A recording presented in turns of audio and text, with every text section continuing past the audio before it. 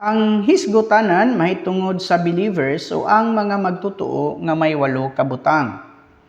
Believers in their status, believers in their designations, believers in their symbols, believers in their life, believers in their nature, believers in their past, believers in their present, ug believers in their future.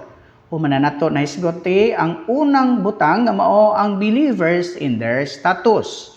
Karon atong hisgutan ang believers in their designations nga may 4 ka mga butang ang gihisgutan dinhi.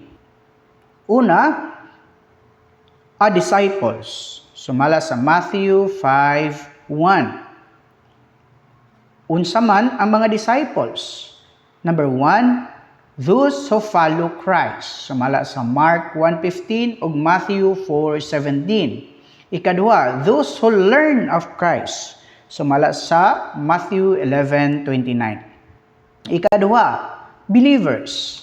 Sumala sa Acts 5:14, 1 Timothy 6:2, and 1 Timothy 4:12. Nganong nahimo man tang mga believers o mga magtotoo. Dunay 3 ka hinungdan. Una, those who have believed in Christ as the Son of God according to God's New Testament economy of the faith. Sumala sa John 3:16. Ikaduha, those who have received Christ as their generating life for them to become the children of God. Sumala sa John 1:12 and 13.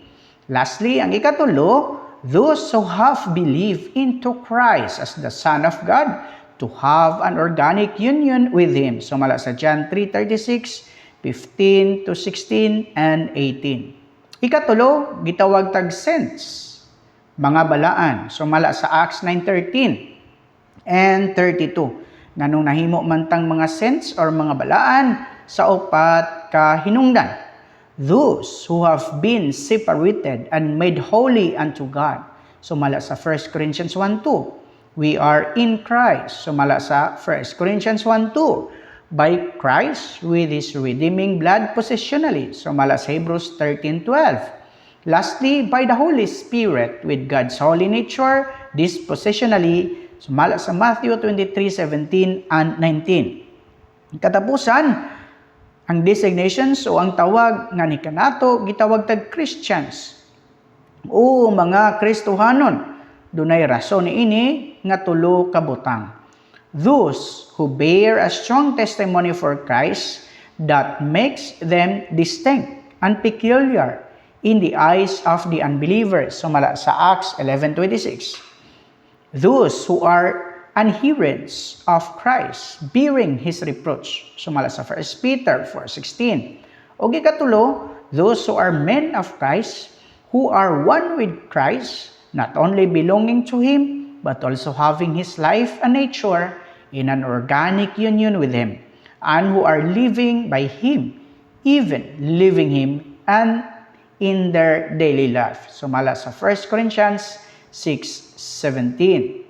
Busa niini